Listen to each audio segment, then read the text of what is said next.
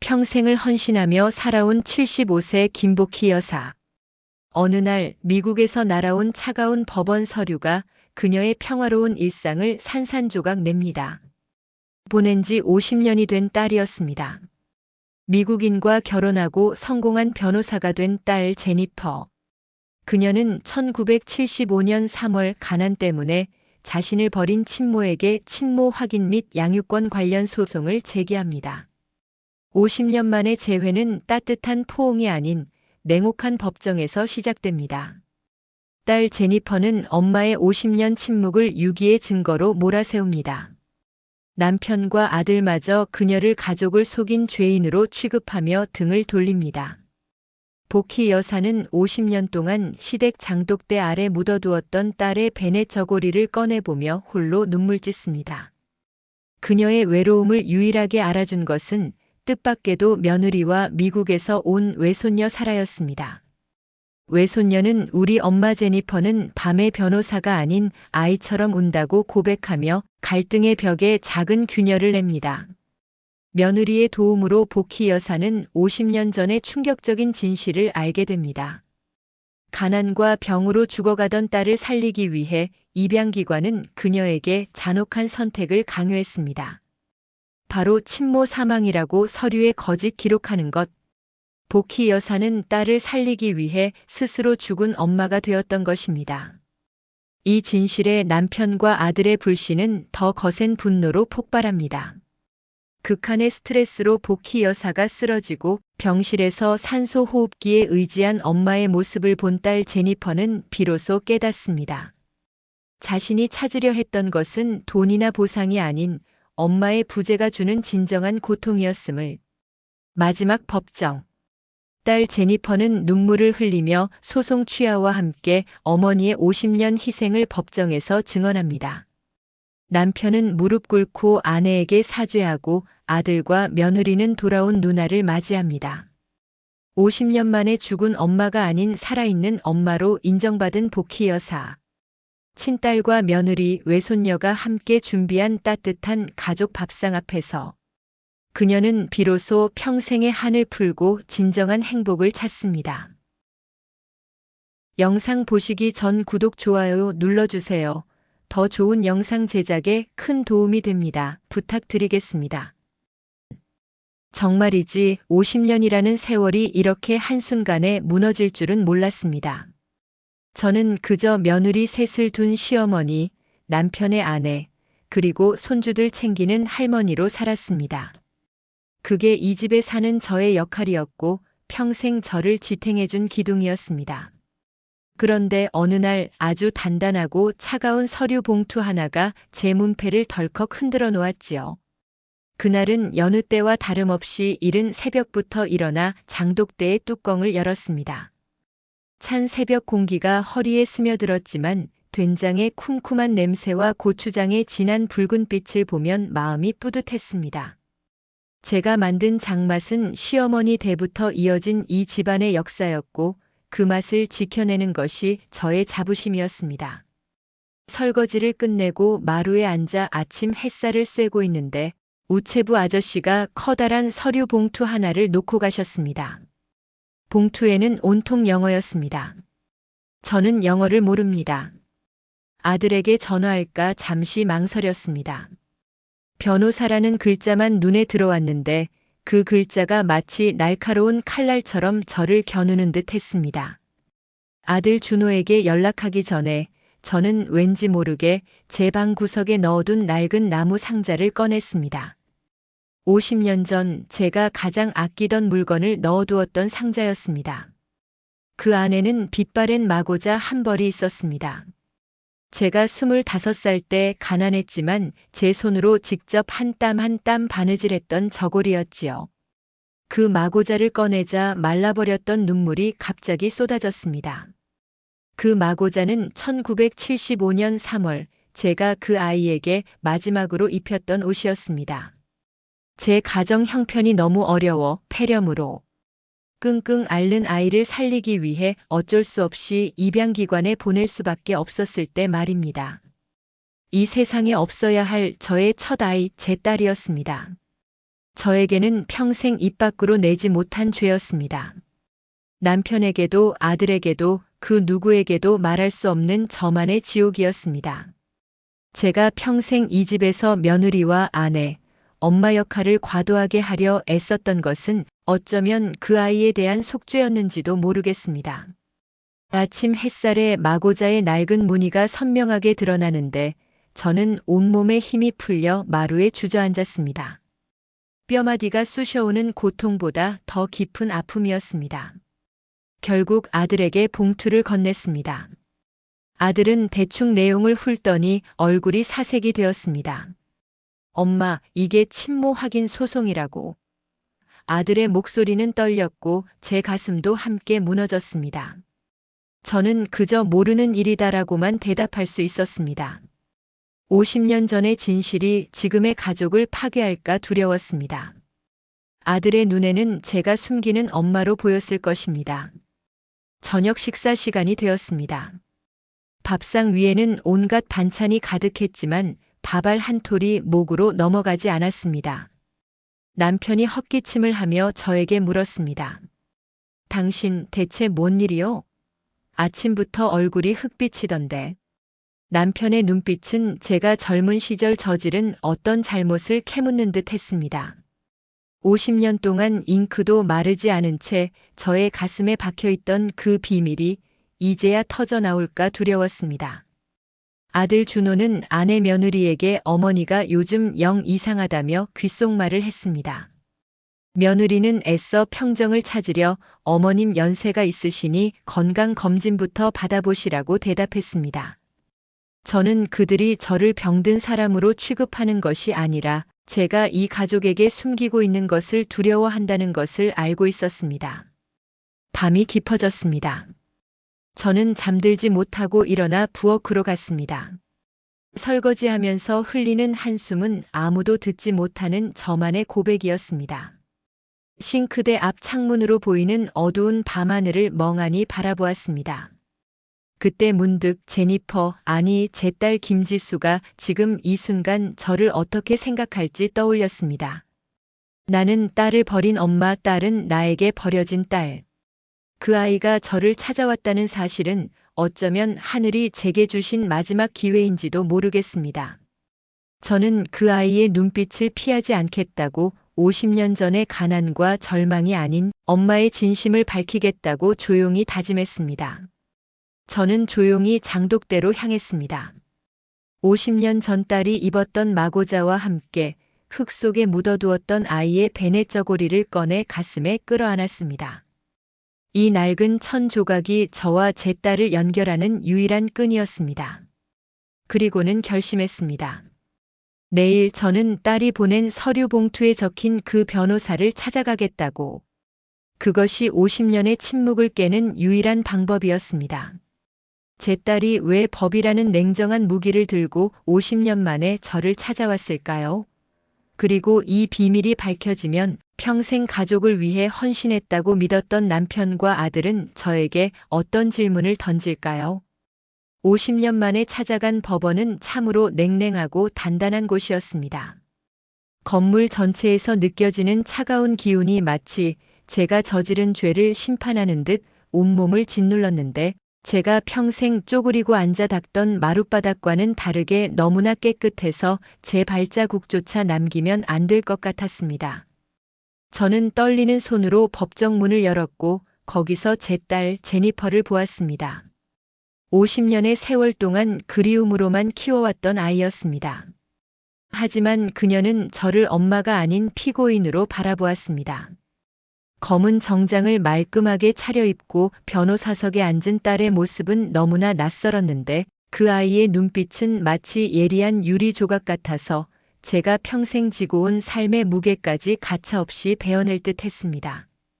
제가 50년 전 마지막으로 입혔던 낡은 마고자를 기억하는 딸이 아니었습니다. 저는 그저 제니퍼의 얼굴을 한 번이라도 더 가까이 보고 싶었습니다. 잘 자라줘서 고맙다고, 엄마가 미안하다고 말하고 싶었습니다. 하지만 제니퍼는 차가운 전문 용어로 저를 몰아세우기 시작했습니다. 제가 서명했다는 50년 전의 입양 동의서를 들이밀면서 당시 제 가정 형편이 어려웠다는 사실, 그리고 미혼모였던 제가 딸을 유기했음을 논리적으로 증명하려 했습니다. 그 아이의 입에서 유기라는 단어가 나왔을 때 제 가슴은 산산조각 났습니다. 제가 딸을 버린 것이 아니었습니다. 폐렴으로 고통받는 아이를 살리기 위해 더 나은 환경에서 키우겠다던 입양기관. 사람들의 달콤하면서도 무서운 회유에 넘어갔던 것뿐이었습니다. 저의 눈물과 간절함은 그 아이에게 아무런 소용이 없었고 오직 서류에 적힌 엄마의 부재만이 그 아이의 진실이었습니다. 제니퍼는 저의 50년 침묵을 죄의 증거로 삼는 듯 했습니다.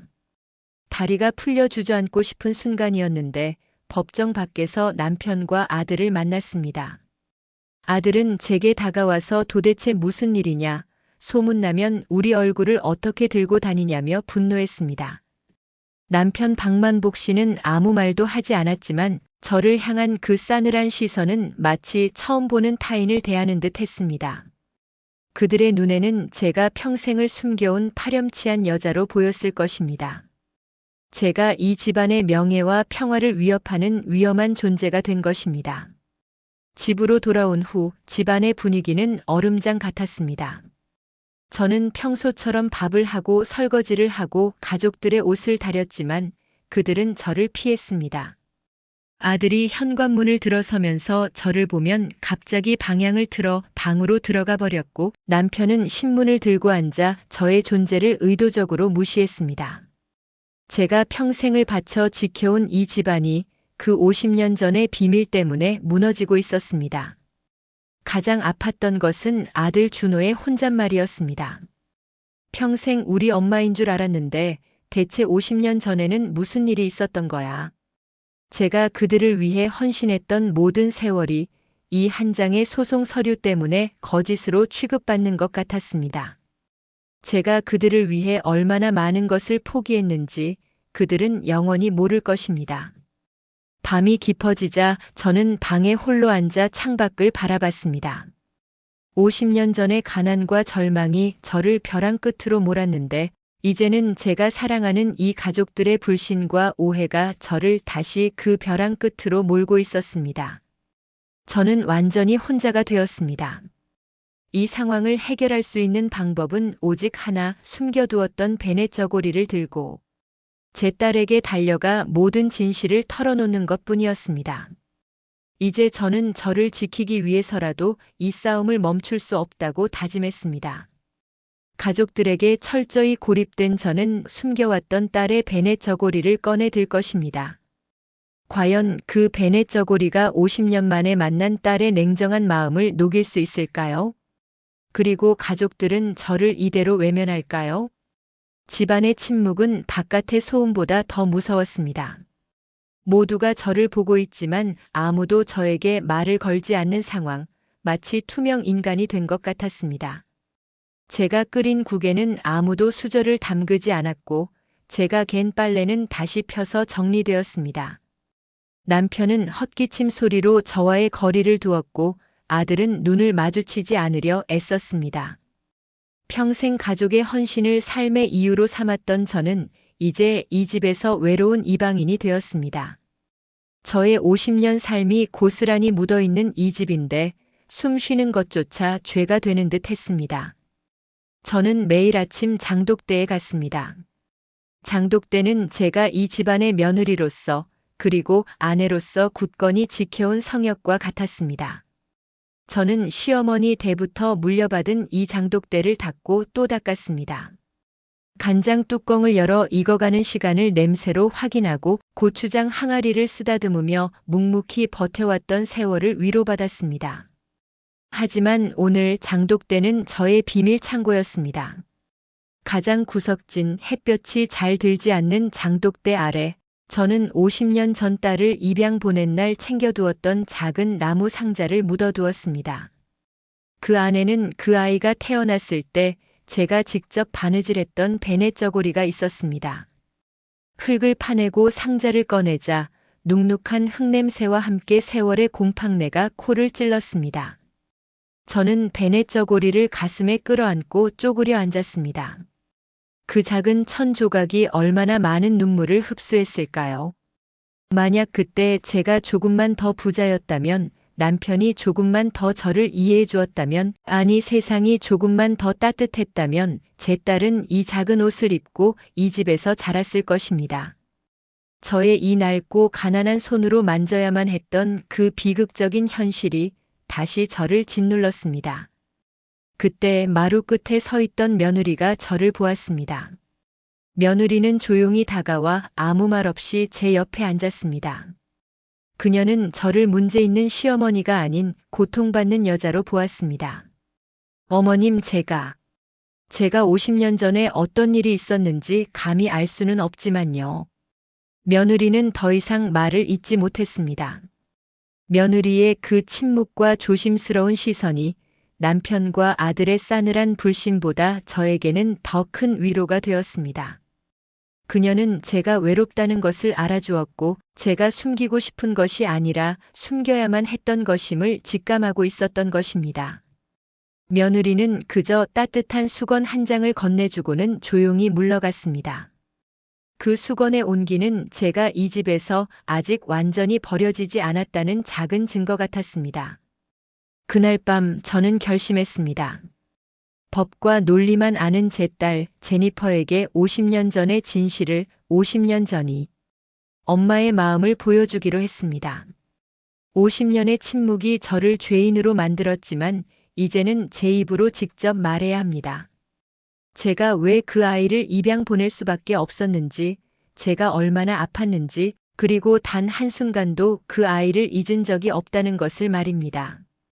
저는 50년 전 입양기관이 저에게 건네준 서류 한 장을 다시 꺼내 보았습니다.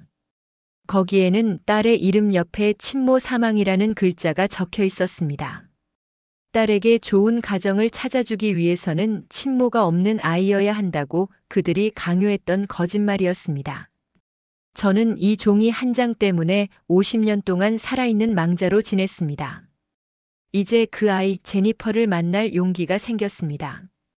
50년 된 베넷 저고리를 깨끗하게 털고 품에 안았습니다.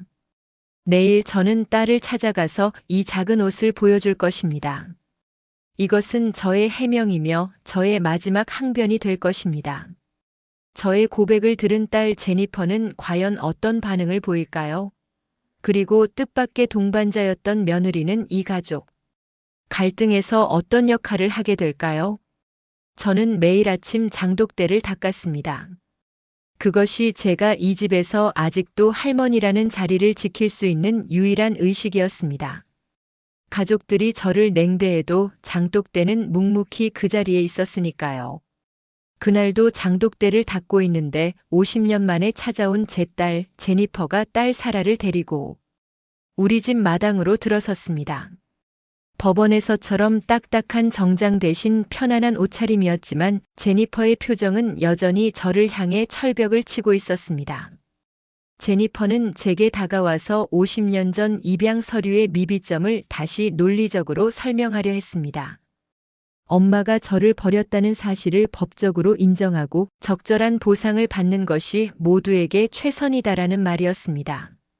그 아이는 저의 고통을 돈과 서류로 치환하려 했고, 저는 그 아이의 냉정한 합리성이 50년 동안 얼마나 큰 상처를 숨기기 위한 방어벽이었을까 생각했습니다. 저는 아무 말 없이 품속에 깊이 숨겨두었던 베넷 저고리를 꺼냈습니다. 그리고는 흙 묻은 그 작은 천 조각을 제니퍼의 손에 쥐어주었습니다. 내가 태어났을 때 엄마 손으로 직접 지은 것이다. 너를 살리기 위해 내가 어떤 거짓말까지 했는지 이 옷이 다 알고 있다. 저는 말을 잇지 못하고 눈물만 흘렸습니다. 제니퍼는 그 낡은 옷을 보자마자 손을 떨었지만 이내 눈물을 삼키고는 이것은 감정적인 호소일 뿐 법적인 증거는 될 수 없다고 차갑게 말했습니다. 그때 제니퍼 옆에 서 있던 제 외손녀 사라가 나섰습니다.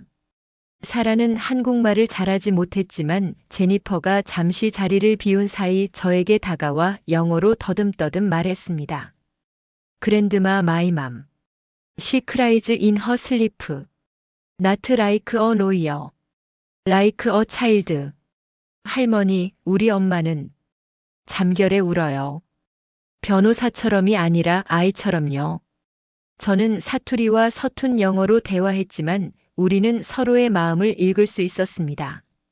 사라는 제가 장독대 옆에서 낡은 마고자를 정성스럽게 닦는 모습을 보았다고 했습니다. 50년 전의 가난과 절망 때문에 제가 얼마나 딸을 그리워했는지 그 아이는 저의 행동에서 읽어낸 것입니다. 외손녀의 따뜻한 시선은 마치 50년 만에 제 상처 위에 내려앉은 봄 햇살 같았습니다. 이후 제니퍼와 사라가 며칠간 우리 집에 머물게 되었습니다. 제니퍼는 여전히 저를 경계했지만 사라는 제가 밥을 지을 때마다 곁에 와서 돕겠다며 졸랐습니다. 그 모습은 영락없는 손녀였고 저는 사사로운 집안일에 몰두하며 50년 동안 느껴보지 못했던 모녀 관계의 작은 행복을 맛보았습니다. 하지만 남편과 아들의 불신은 여전했습니다. 그들은 제니퍼와 사라가 집에 있는 것을 못마땅해했고 식사 시간에도 냉랭한 분위기가 감돌았습니다. 특히 남편은 저에게 저 미국 여자애들이 뭐 때문에 이 집에 있느냐며 짜증을 냈고 아들 준호는 엄마가 왜 저 변호사에게 자꾸 휘둘리는 거냐며 저를 탓했습니다. 저는 가족들 사이에서 점점 더 고립되는 느낌이었습니다.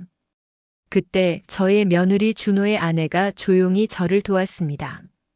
그녀는 남편과 시아버지 몰래 제니퍼가 가져온 50년 전 입양 서류를 찾아내 그 안에 적힌 입양기관의 이름과 당시 상황을 몰래 알아봐 주었습니다. 며느리는 저에게 어머님 혼자만 죄인인 게 아니다. 이건 어머님의 개인사가 아니라 그 시절의 비극이다. 라며 작은 쪽지를 건넸습니다. 그 쪽지에는 입양기관 관계자 연락처와 함께 당시 입양 절차의 불법성에 대한 짧은 검색 정보가 적혀 있었습니다. 저는 눈앞이 환해지는 것 같았습니다. 제가 쥐고 있던 것은 낡은 베네쩌 골이라는 감정의 증거뿐이었는데 며느리는 저에게 법적 진실을 찾아볼 수 있는 실마리를 건네준 것입니다. 외손녀의 마음은 저를 따뜻하게 위로했고 며느리의 행동은 저에게 싸울 용기를 주었습니다. 저는 이제 혼자가 아니었습니다. 며느리가 건넨 실마리는 50년 전 입양 과정의 충격적인 진실로 이어질 것입니다. 과연 그 진실은 무엇일까요? 그리고 그 진실이 밝혀졌을 때 딸 제니퍼는 법적 판단 대신 엄마의 희생을 받아들일 수 있을까요? 며느리가 건넨 쪽지는 제 손에 쥐어져 있었지만 저는 감히 그 번호로 전화를 걸 용기가 나지 않았습니다. 50년 전 입양기관 관계자. 그 사람이야말로 저의 죄를 가장 잘 아는 증인이자 동시에 저의 비극을 만든 공범이었으니까요. 두려움에 떨며 며칠을 망설였지만 50년 만에 찾아온 딸 제니퍼가 법적 보상에 대한 이야기만 꺼낼 때마다 저는 더 이상 침묵할 수 없다고 느꼈습니다. 저는 용기를 내어 50년 전 입양기관의 사무실이었던 곳을 찾아갔습니다. 낡은 건물은 이미 다른 용도로 쓰이고 있었지만 며느리가 알려준 연락처 덕분에 당시 관계자를 가까스로 만날 수 있었습니다. 늙고 지친 모습의 관계자는 저를 보자마자 고개를 떨구었습니다. 그분은 저를 죄를 고백하는 피고인이 아닌 오랜 세월을 고통받아온 사람으로 보았습니다. 그분은 50년 전 제 딸이 폐렴으로 죽어가는 상황에서 제가 아무리 좋은 가정 형편을 설명해도 입양기관은 꿈쩍하지 않았다고 말했습니다. 그들은 저에게 친모가 살아있는 가난한 집 아이는 좋은 가정으로 갈 수 없다고 단언했습니다. 딸에게 최선의 환경을 제공하기 위해서는 친모의 존재가 걸림돌이 된다는 잔인한 세상의 논리였습니다. 어머니가 죽어야 아이가 살 수 있다는 절망적인 말 앞에서 저는 결국 눈물을 삼키고 서류에 김복희 사망이라고 기록하는 것에 동의할 수밖에 없었다고 했습니다. 그 관계자의 증언은 제가 50년 동안 혼자 짊어지고 온 죄책감의 짐을 잠시나마 덜어주었습니다. 저는 딸을 버린 것이 아니라 살리기 위해 죽음을 선택한 엄마였습니다. 제가 살아야 제 딸이 버려지지 않을 수 있었던 것입니다. 이 충격적인 진실을 듣고 저는 제니퍼에게 달려갔습니다. 제니퍼는 여전히 변호사 사무실에서 다음 재판을 준비하고 있었습니다. 저는 눈물을 흘리며 그 관계자의 증언을 하나하나 전달했습니다. 그리고 50년 전 입양 서류를 펼쳐 친모 사망이라고 적힌 글자에 손가락을 대고 말했습니다. 나는 50년 동안 이 거짓말 때문에 죽은 채로 살았다. 너를 살리기 위해서였다. 내가 좋은 환경에서 자랄 수 있도록 엄마가 존재하지 않는 아이가 되는 것을 선택했다. 내가 법적으로 증명하고 싶은 것은 이 세상의 가난이 나에게 강요했던 비극이다. 제니퍼는 50년 동안 쌓아 올린 냉정한 변호사의 가면이 무너지는 것을 숨기지 못했습니다.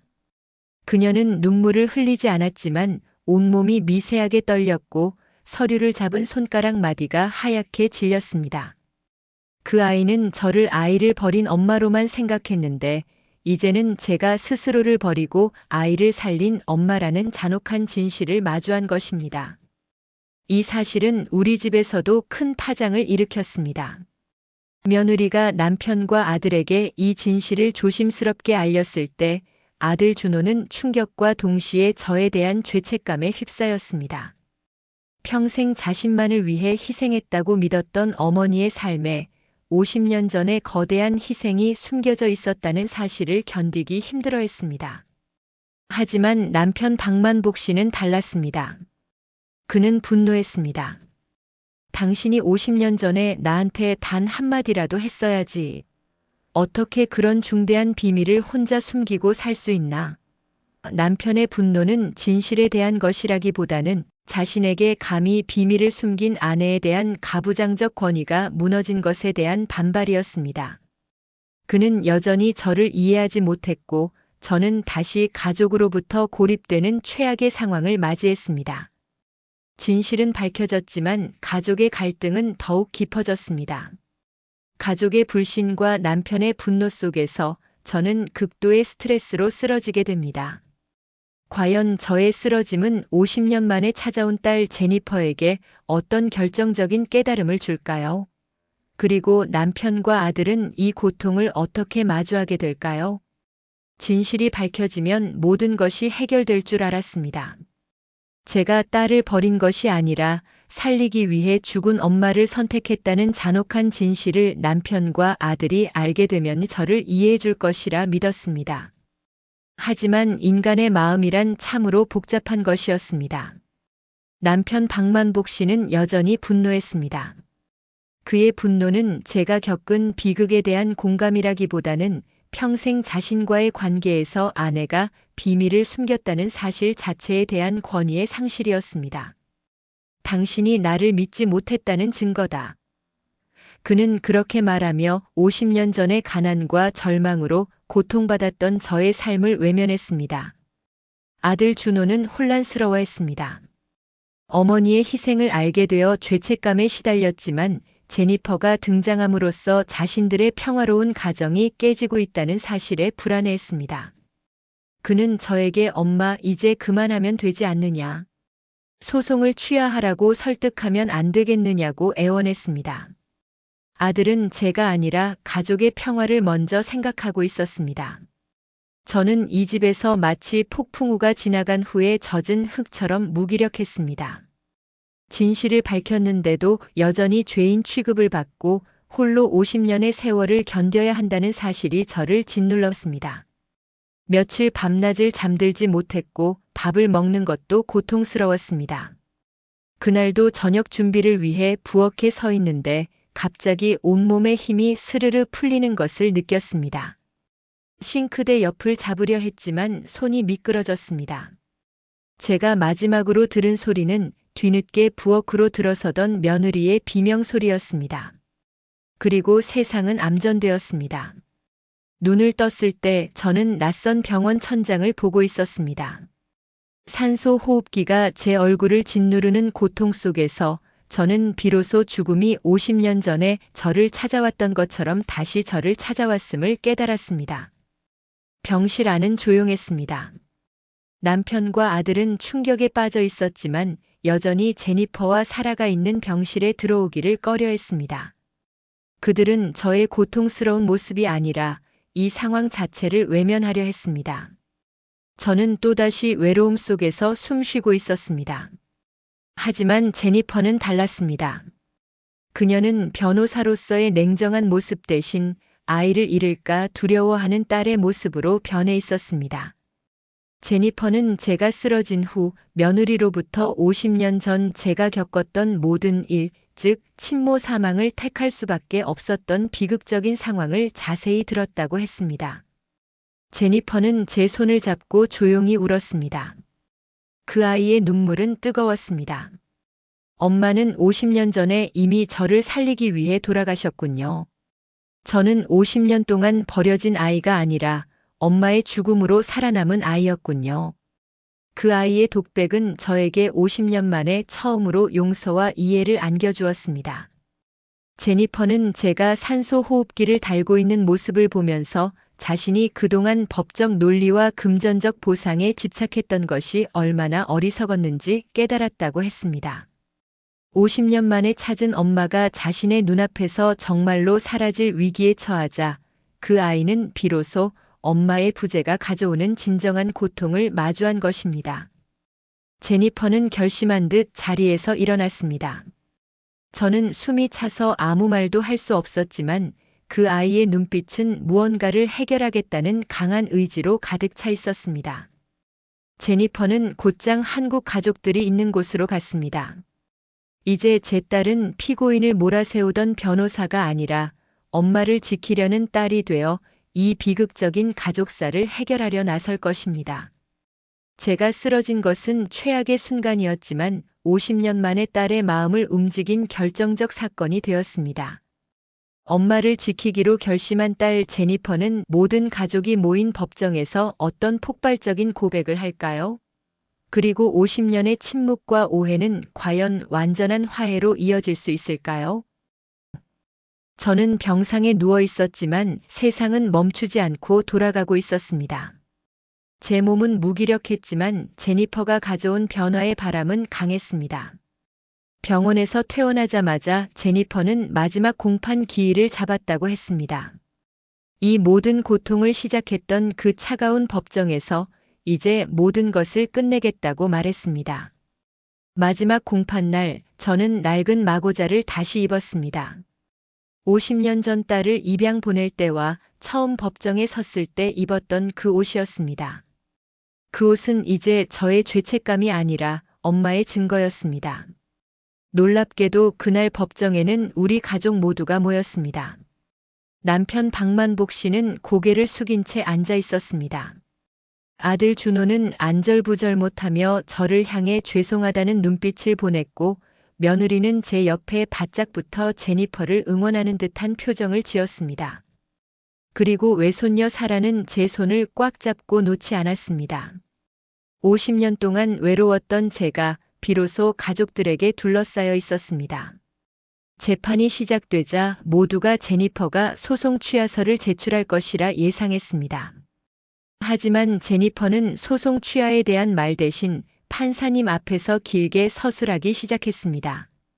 변호사 제니퍼 김이 아니라 50년 전 버려진 딸 김지수로서의 고백이었습니다. 저는 50년 동안 친모에게 버려졌다는 상처로 살아왔습니다. 그 상처를 치유하기 위해 법의 힘을 빌려 어머니를 죄인으로 만들려 했습니다. 하지만 최근 어머니가 쓰러지시는 모습을 보며 깨달았습니다. 어머니는 50년 전 저를 살리기 위해 스스로 사망하는 길을 택하셨다는 것을요. 제니퍼의 목소리는 떨렸지만 그 내용은 너무나도 강렬했습니다. 제니퍼는 50년 전의 친모 사망 서류와 당시 입양기관 관계자의 증언을 하나하나 증거로 제시했습니다. 법정은 순식간에 눈물바다가 되었습니다. 그 아이가 자신의 가장 아픈 상처를 스스로 공개하며 저의 고통스러운 희생을 법정에서 증언하고 있었던 것입니다. 제니퍼는 제게 다가왔습니다. 그리고 저의 낡은 마고자의 얼굴을 묻고 오열했습니다. 엄마, 저를 살려주셔서 고맙습니다. 그리고 50년 동안 그 거짓말 속에서 외롭게 사시게 해서 죄송합니다. 그 순간 저도 참을 수 없었습니다. 저는 산소 호흡기 때문에 병원에서 다 하지 못했던 말을 폭발적으로 쏟아냈습니다. 나는 너를 버린 것이 아니다. 나는 다만 가난에게 졌다. 그 시절의 가난이 내가 너를 키울 수 없게 만들었다. 내가 너를 보낼 때 내가 죽는 것이 내가 사는 길이라 믿었다. 나는 50년 동안 너의 행복을 위해 기도하며 살았다. 나의 딸 지수야. 저의 울부짖음은 50년의 한이 담긴 절규였습니다. 남편은 자리에서 일어나 제니퍼와 저에게 다가와 무릎을 꿇었습니다. 남편의 눈에도 굵은 눈물이 흘렀습니다. 그는 내가 당신의 그 고통을 몰랐소. 50년 동안 당신을 외롭게 했소. 당신 잘못이 아니오. 내가 미안하오. 정말 미안하오. 라며 제 손을 잡았습니다. 남편의 굳건했던 자존심이 무너지고 비로소 아내의 고통을 인정하는 순간이었습니다. 아들 준호도 제니퍼에게 다가와 고개를 숙였습니다. 누나 죄송해요. 어머니의 희생을 저희만 누리려 했고 그 고통을 외면했습니다. 50년 만에 법이라는 가장 냉정한 공간에서 우리 가족은 가장 뜨거운 화해와 용서를 경험했습니다.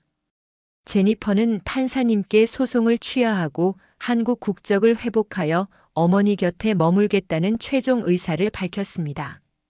모든 갈등이 법정에서 해결된 후 우리 가족은 어떤 모습으로 새로운 삶을 시작할까요?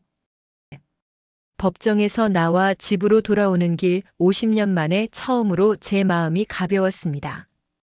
법정의 차가운 공기 속에서 50년의 침묵이 깨지고 비로소 제가 딸을 살리기 위해 스스로를 죽였다는 진실이 온 가족에게 인정받았기 때문이었습니다. 남편과 아들은 저를 부축했고 제니퍼와 사라는 제 곁을 떠나지 않았습니다. 저는 50년 동안 짊어졌던 무거운 짐을 내려놓고 다시 김복희로 태어난 것 같았습니다. 집에 도착하자마자 제니퍼는 가장 먼저 마당으로 나갔습니다. 그리고 제가 50년 동안 닦고 또 닦았던 장독대를 바라보았습니다. 그녀는 그 장독대가 50년 전의 가난과 절망을 삭히고 이 집안의 굳건한 역사를 지켜온 제 삶의 상징임을 깨달았을 것입니다. 제니퍼는 말없이 장독대 뚜껑을 한번 쓰다듬더니 저를 돌아보며 환하게 웃었습니다. 그 웃음은 50년 동안 제가 상상했던 가장 아름다운 딸의 미소였습니다. 제니퍼는 50년 전 제가 입양기관에 보낼 때 지어줬던 한국 이름 김지수를 다시 찾겠다고 했습니다. 그리고 미국 생활을 정리하고 당분간 외손녀 사라와 함께 한국에 머물며 저와 함께 시간을 보내겠다고 했습니다. 저는 그저 고개를 끄덕였습니다. 이제 제니퍼는 저의 미국인 변호사 딸이 아니라 돌아온 제 딸 지수였습니다. 그날 저녁 우리 집 부엌은 50년 만에 가장 분주하고 따뜻했습니다. 제니퍼는 미국식으로 샐러드를 만들었고 며느리는 한국식 불고기를 만들었습니다. 외손녀 사라는 할머니인 제가 알려준 대로 쌀을 씻었고 저는 그 옆에서 제가 가장 잘 아는 시금치나물 무치는 일을 했습니다. 친딸과 며느리가 함께 부엌에 서서 저를 돕는 모습은 50년의 한과 이생의 고난을 모두 보상받는 기분이었습니다. 저녁 밥상에는 온갖 음식이 가득했습니다. 남편은 식사 내내 제 손을 잡고 놓지 않았고 아들 준호는 제니퍼의 잔에 물을 따라주며 어색하지만 진심 어린 대화를 나누었습니다. 가족들은 저를 희생의 어머니가 아닌 그저 사랑받아야 마땅한 엄마로 대했습니다. 밥상 앞에서 저는 조용히 눈물을 흘렸습니다. 50년 전 가난 때문에 눈물로 딸을 보냈던 그 시절이 떠올랐습니다. 하지만 이제 제 곁에는 그 딸과 며느리와 아들과 남편과 외손녀까지 있었습니다. 완전한 가족이었습니다. 저는 낡은 마고자와 베넷 저고리를 이제 더 이상 숨기지 않아도 됩니다. 그것들은 더 이상 저의 죄책감이 아니라 사랑의 증거였습니다. 50년의 세월은 저에게 쓰디쓴 고통이었지만 그 고통의 끝에서 저는 가장 소중한 선물을 받았습니다. 외롭게 짊어졌던 삶의 무게를 가족들과 나누고 잃어버렸던 딸을 다시 찾았습니다. 그리고 저는 이제 살아있는 엄마로 제 딸 지수와 함께 새로운 삶을 시작할 것입니다. 50년 전 저는 죽음을 선택하여 딸을 살렸습니다. 이제 저는 딸의 사랑으로 다시 태어났습니다. 저의 인생은 이제부터 시작입니다.